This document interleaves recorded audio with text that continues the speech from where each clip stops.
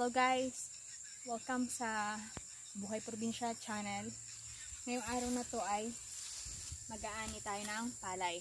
Ngayon, bago tayo mag-ani, dapat kumpleto ang ating ang PPE natin para iwas disgrasya. Dapat naka-gloves tayo guys. Ayan, nakasuot ako ng gloves. Tapos ito yung gamit natin, yung pang-ani ng palay. Tapos guys, naka-medyas ako. Dahil baka may linta. Dahil may tubig ang ating inaanihan. Kaya dapat kumpleto tayo ng PPE or Personal Protective Equipment. Ayan. Kasi para iwas na rin baka kasi sumabit yung ating baka kasi sumabit sa ating daliri. Kaya dapat naka-gloves tayo.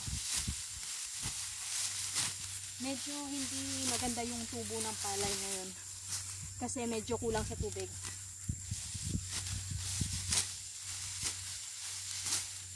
Guys, ituturo ko lang sa inyo kung paano mag-ani ng iwas disgrasya or iwas sugat. Pag ganto nyo, dapat nakaganto yung palay. Pakilapit nga, Sheng, paka-zoom. Dapat nakaganto at bago ganyan para iwas sugat ng daliri. Dapat ganito.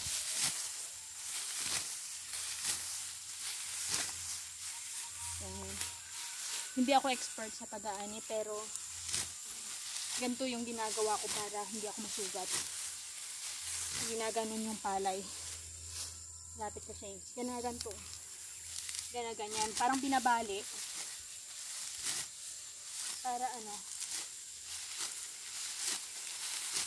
Para kahit bilisan mo, hindi ka masusugat. Gawa ng ginaganyan. Madamo lang siya. Makikita nyo guys. Yung mga damo guys. Mag-ingat kayo kasi baka sumabit yung yung ginagamit yung ganito. Yan. Hindi ako ganun kabilis mag-ani. Kagaya ng iba na mabilis. Ako hindi ako ganun kabilis.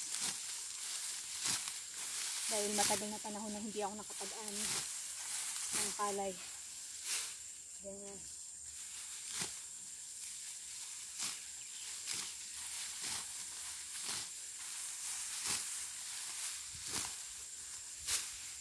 Kita nyo guys, damo yan.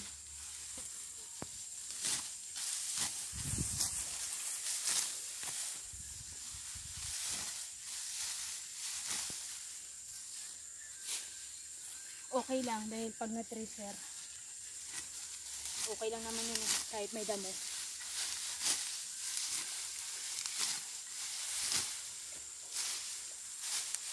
Ang ganda ng pagkakaganyan para matuyo yung para pag hinakot siya guys matutuyo siya ng init, kaya ganyan dapat nakakalat para magaan na lang mamaya pag hinakot na.